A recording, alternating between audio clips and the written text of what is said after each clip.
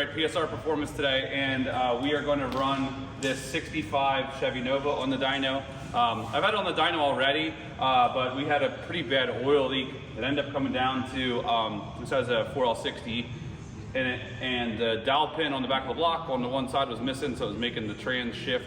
It took the rear main seal out. So a little bit of specs on this motor. It's a 5.3 iron block bored out to a 383. It has a stock set of heads that are redone on it, and the fast LSXR 102 intake, and a Sniper Holley EFI 102 throttle body. It's running a Holley Terminator X, and like I said, it has a 4L60E in it, basically stock rear end. Otherwise, it's got some, nice suspension parts and all kind of fun stuff going along with it as well. But pretty basic rundown.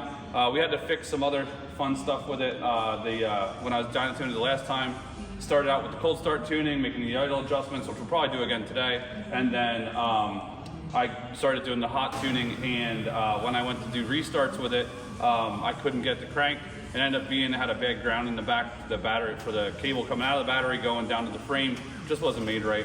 So we fixed that for the guy, and took care of the rear main seal. So hopefully today we have a good experience. It's not like the last time. But this is kind of one of those times where it's beneficial to take a new build, put it on the dyno, run it through its loops, and figure out if you're going to have any problems. So the last thing you want to do is go, whatever, 10 miles, 50 miles, whatever, and then you're stuck on the side of the road and have to pay for a tow home. So let's see what happens, and we're going to get to it.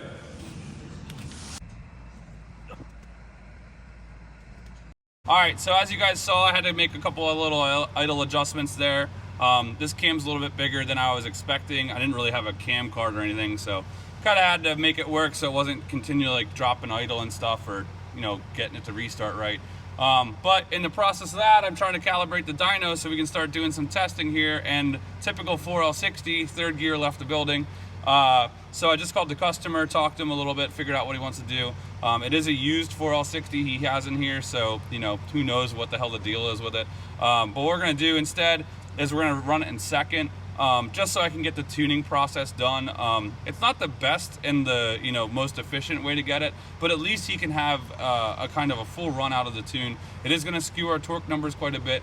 The horsepower will be kind of close. It won't be 100%, but it's usually pretty damn dead on an NA car. If it was a turbo car, obviously we would see a big difference because of the load.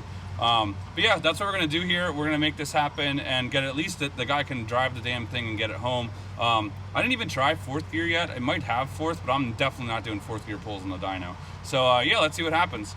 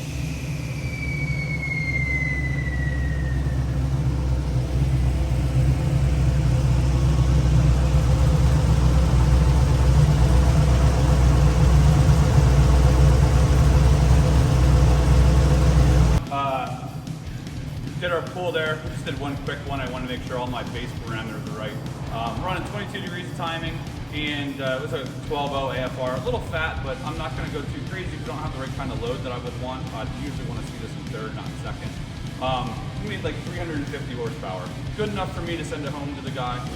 Him and I did speak. He does want to do some other stuff down the road. One of those things he wants to do is, if you guys saw in the B-roll, this car does have nitrous available and set up for it. So we are going to be seeing this car back in the future, doing some nitrous tuning with it. If you guys watched the video with the 67 Nova wagon, these guys are both buddies. We're going to be seeing both those cars again. I just talked to them on the phone earlier, and they're like, yeah, we'll just fix the trans, get everything else set up, and bring it back down to you guys. So thanks for tuning in, and we'll see you on the next one.